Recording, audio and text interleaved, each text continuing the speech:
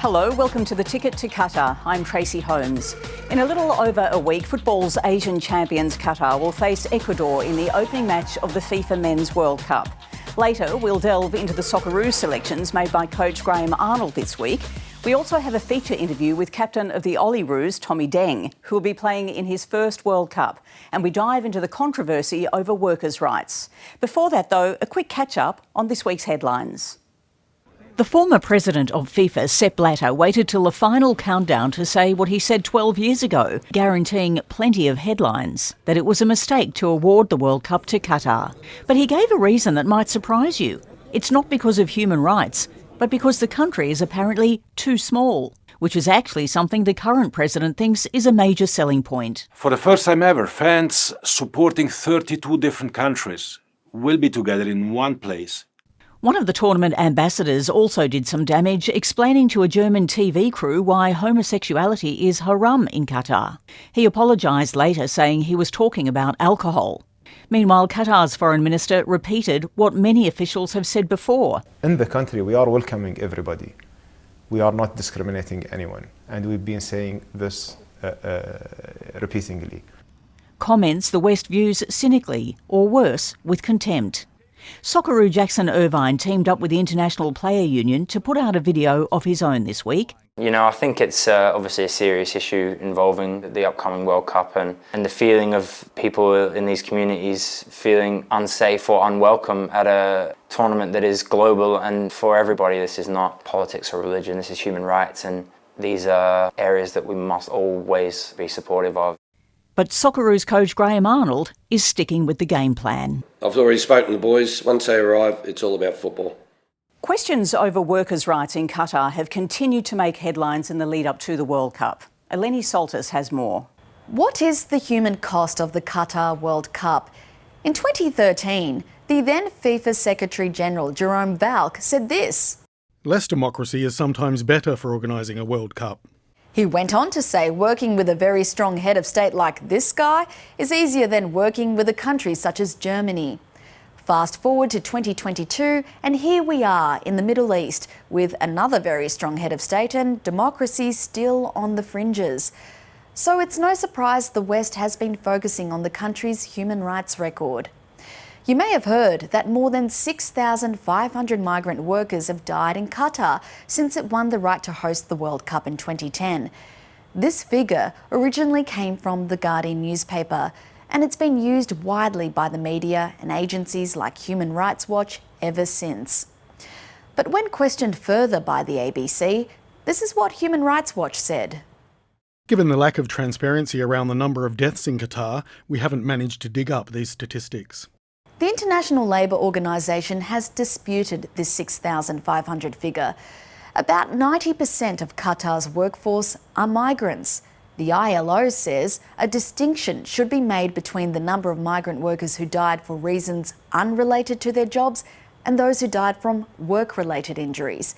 In recent years, the ILO has been working with Qatari agencies in a bid to improve how the country reports on deaths and injuries, and this is what they found. In 2020, there were at least 50 work-related deaths among migrant workers and more than 38,000 injuries. Separate to this, Qatar's Supreme Committee, overseeing the construction of all the World Cup venues, reported there were no work-related deaths on their sites for 2020. A majority of migrant construction workers in Qatar are from India, Bangladesh and Nepal. There are concerns, though, heat stress isn't being properly captured in the death toll, with many death certificates citing cardiac arrests or natural causes. One study looking at cardiac mortality in Nepali migrant workers in Qatar found 1 in 5 deaths between 2009 and 2017 were attributed to cardiovascular disease during Qatar's cool season, but this almost tripled during the hot season. These mortality rates are not dissimilar to those of young Nepali workers in their own country. Reporting on Qatar's workplace fatalities is not clear-cut. It's certainly not as simple as counting the number of bodies embassies in Qatar have to repatriate. After all, about 90% of Qatar's working population are migrants, represented in all sectors. Either way, the International Labour Organisation rightfully titled its 2021 report, "One is Too Many." And teams competing in this year's World Cup are taking a stance, including the Socceroos. These migrant workers who have suffered are not just numbers. Like the migrants that have shaped our country and our football, they possess the same courage and determination to build a better life. Qatar has ended practices which amounted to modern-day slavery, but enforcement is the challenge. The country has reformed its kafala sponsorship system, becoming the first country in the Arab Gulf region to allow all migrant workers to change jobs before the end of their contracts and without the permission of their employers. They can now also leave the country without an exit permit. There are still concerns, though, about employers confiscating workers' passports. A higher minimum wage for all workers has also been set. And last year, new heat stress legislation was adopted, extending the hours workers aren't allowed to work outdoors during the summer months.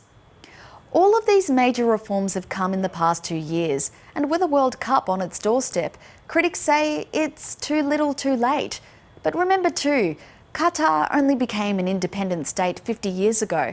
It's a young nation with a young, ambitious population that's eager to be accepted on the world stage. The question is, how much further will these changes go? Socceroo Thomas Deng is one of 17 players making his World Cup debut. I spoke with him earlier and he started by telling me how he found out he'd made the squad. I think it was on Tuesday morning. I woke up at around 7 o'clock and I received a message from the team manager, James, basically saying that I've been selected for the FIFA World Cup. I'm in the squad, and straight away I ran to the room, told my missus the news because it's been a stressful few weeks, not knowing what was going to happen. But yeah, just pure excitement and joy. You know, it's a dream come true. So you say that your partner was the first one that you contacted. Who was next on the call list? After my missus was my brother, so I gave him a call straight away. And yeah, he was ecstatic because he understands everything that we've been through. And in the family, me and him were the only ones that played soccer. So basically, this dream is also his dream in another way. Tommy, what has football meant to you in your life? I think football's been everything for me. Stepping off that plane and arriving in Australia, it's like uncharted territory. You don't know what to expect. But once we started school, and it just made it easier to make friends. And with football, you don't need a language. It's the easiest thing, for kids to get along with. So for me and my brother growing up, it was the best way for us to connect, and also for our families to make friends. When they come to the games, they can meet parents, they can meet friends. So it made it a lot easier for us to transition. So tell me a little bit about the dynamic of the group, because along with Awa Mabil and now Garen Quoll, the three of you bring that unique life experience to the wider squad, don't you? Just shows you the diversity, in Australia, and also that's filtered in the Australian squad.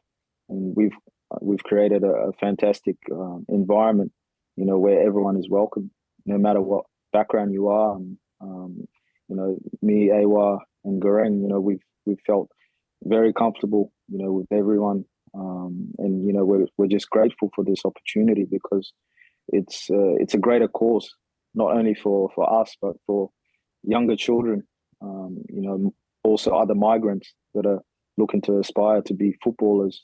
I think it gives them a great sense of hope. You mentioned your brother earlier. Describe to us how he came to play for South Sudan and you represent Australia. He took the South Sudan route, and obviously I took the Australia route, and it just, for me, it made more sense because I got more opportunities at a younger age than he did. So I started playing, under 20s first, the young Socceroos, and that's something that he missed out on. And I think, given him being given that chance to go represent, our home country, our motherland, I think it also holds value because we also have a connection there as well. So for him, it was a very proud moment, and also for our family, for him to go back and also reconnect with family that we haven't seen over there. So he's never been bitter about my decision to represent Australia. It's just about the timing and the opportunities that came about. It just made more sense for me. It's your first World Cup, but you've been in a senior position. You've captained the Olympic team. Do you see yourself as a future captain of the Socceroos? I'd love to one day to captain the Socceroos and lead my country, especially at tournaments like the FIFA World Cup. I think I have the capability of doing that, and being a leader. It's just about timing, and how everything plans out. So if the opportunity comes, I'm definitely going to put my hand up. I'd love to take that role on and help young players like a Garang, that are coming in, for their first World Cup. And like you said, it's also my first World Cup, and 17 players in the squad. It's their first World Cup, so it's an unforgettable moment, for all of us. And I think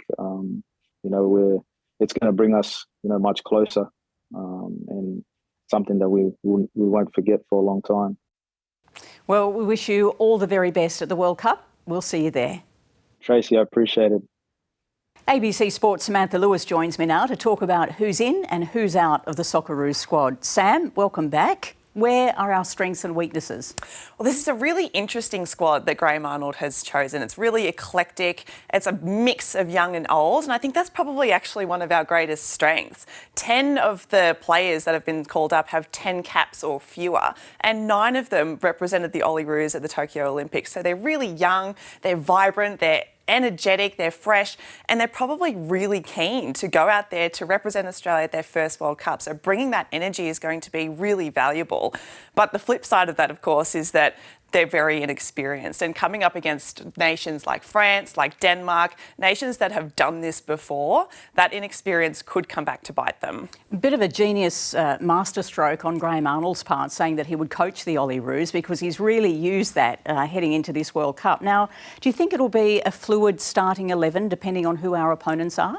Definitely, and that was what Graham Arnold said after the squad was announced as well. A number of these players have been chosen based on the opponents that we're going to be playing. And when you think about them as well, we're going to be playing probably different kinds of systems and different styles against these opponents too. So if you think about France, for example, they're a team that are definitely going to want to hold more possession than we are. So we need to be able to set up and have players who are comfortable defending off the ball and are able to transition quickly. But then if you think about Tunisia, they're almost the polar opposite of that. They're much more used to other teams having possession and holding the ball. So we'd want to deploy more creative attacking players, more midfielders, players who can unlock deep defences. And we've got all the players who are able to do that. Now, are our opponents going to be at an advantage because they can get together as a team more frequently than we can? We're at every point of the globe. We're here in Australia and everyone else is in the Northern Hemisphere. Is that going to be an issue for us? It's a good question. I mean, it's interesting. It's yes and no. When you look at the number of games that all the teams in our group have played in 2022, we've actually played roughly the same amount as what Denmark and France have. It's actually Tunisia that have played more games than anyone in the group. But what the problem with playing in Asia does for us is that we don't actually have similar kinds of national team competitions as what Europe does. So, for example, the Nations League. France and Denmark have just come off playing each other in that competition because they played their World Cup qualifiers last year, whereas all we've had this year are World Cup qualifiers. So by virtue of that, it's been really tough. But also at club level, a lot of these European players play together in pockets at various clubs across the continent, whereas for the Socceroos, we really only have numbers of sort of 2 or 3 here or there who play together at club level. So it's hard to sort of generate that chemistry and then to then translate that into a national team environment, especially coming into this specific World Cup where you've only got a week's time to build up to it and then all of a sudden you're off and running.